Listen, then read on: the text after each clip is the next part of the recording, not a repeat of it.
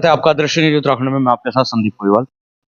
आज महानगर अध्यक्ष राजेंद्र चौधरी जी के कैंप कार्यालय में प्रेस वार्ता का आयोजन किया गया और प्रेस वार्ता में जो हाईकमान से निर्देश आए उसका किस तरीके से पालन करें चुनाव में, यही सब दिशा निर्देश बताए गए। तो क्या वो दिशा निर्देश है, इन्हीं बातों को लेकर हम पहुंचते हैं महानगर अध्यक्ष राजेंद्र चौधरी जी के पास। नमस्कार राजेंद्र। नमस्कार। दृष्टि न्यूज के सभी जितने व्यूअर्स हैं सबको नववर्ष की हार्दिक बधाई, शुभकामनाएं। राजेंद्र चौधरी जी, आज प्रदेश से आपके पास निर्देश आए हैं, दिशा निर्देश आए हैं कि चुनाव में किस तरीके से पालन करना चाहिए और किस तरीके से चुनाव को आगे बढ़ाना चाहिए। तो क्या दिशा निर्देश दिए गए करण महाराज जी की तरफ से? आज हमारे माननीय अध्यक्ष करण महाराज जी के जो निर्देश अनुसार हम प्रेस कर रहे हैं, उसमें सबसे पहला बिंदु तो यह है कि किसी भी स्थिति में कांग्रेस ये सीट जीत रही है, इसे जिताना है।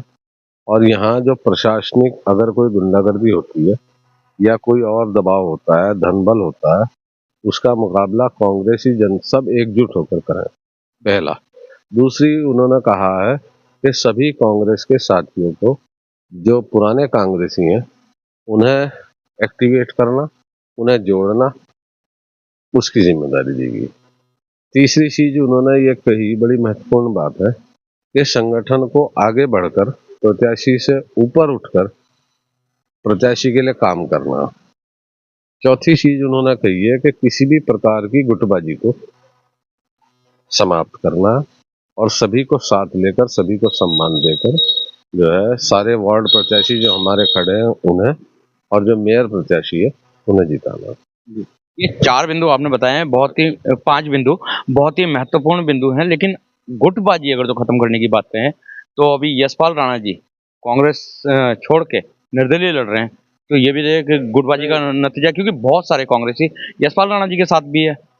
ऐसा है, पार्टी के पदाधिकारी राणा जी के साथ नहीं है, उनके साथ जो है राणा जी स्वयं है अपनी पत्नी के साथ, और कोई ऐसा पार्टी का बड़ा पदाधिकारी अभी तक सामने नहीं आया है जो जनता के बीच खुलेआम जा रहा हो।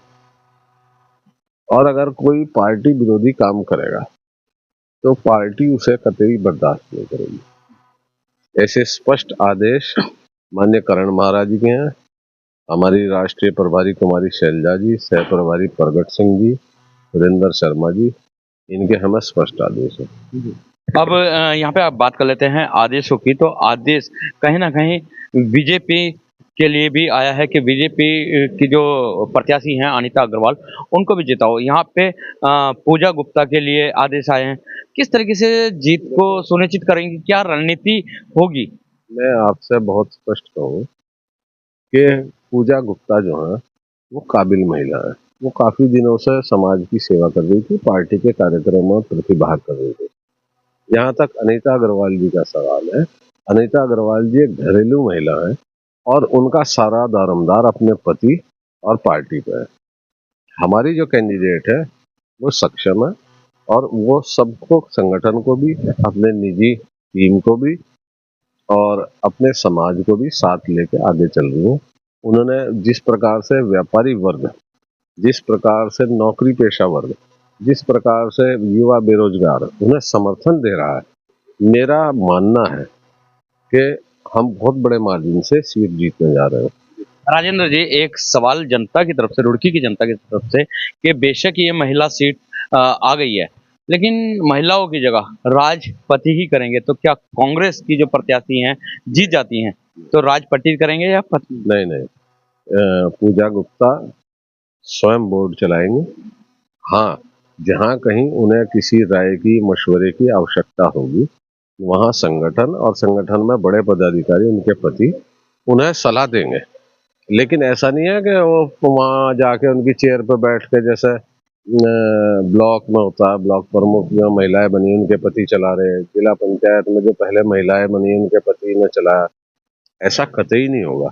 और मैं आपको एक चीज आश्वस्त करना चाहूंगा कि रुड़की की मेयर पूजा गुप्ता पार्टी से, अपनी काबिलियत से और भाजपा की विफलताओं के कारण जीतने जा रही है। ये तो हो जाती है पूजा गुप्ता जी की बात, मेयर बन रही हैं, आपने डिक्लेयर कर दिया है, लेकिन वार्ड 40 हैं और अधिकतर महिलाएं हैं सारी वार्डों में, तो कांग्रेस कितने अपने पार्षद जिता के ले जाती है? हमारे लगभग 25 प्रत्याशी पार्टी सिंबल से लड़ रहे हैं, और अगर एक दो सीट को छोड़ दें तो हम सभी पे मुख्य मुकाबले में हैं। मेरा मानना है इस बार मेजॉरिटी ऑफ पार्षद जो है कांग्रेस के जीत के आएंगे। जनता तरफ से देखो, सफाई नहीं हो रही, पानी नहीं आ रहा, बिल आ रहे, और बिजली नहीं आ रही, बिल आ रहा, सबसे महंगी बिजली है, सबसे ज्यादा महंगा हाउस टैक्स है, पानी भराव है, नालियों की सफाई नहीं है, सड़कें टूटी पड़ी हैं, सोलानी नदी का पुल नहीं बना, स्ट्रीट लाइट जल नहीं रही, ट्रैफिक लाइट जो है करोड़ों रुपए खर्च करके खराब हो गई। ये सारे मुद्दे हैं और रुड़की में बहुत ज्यादा ट्रैफिक जाम है, ट्रैफिक की व्यवस्था नहीं है, पार्किंग की व्यवस्था नहीं है।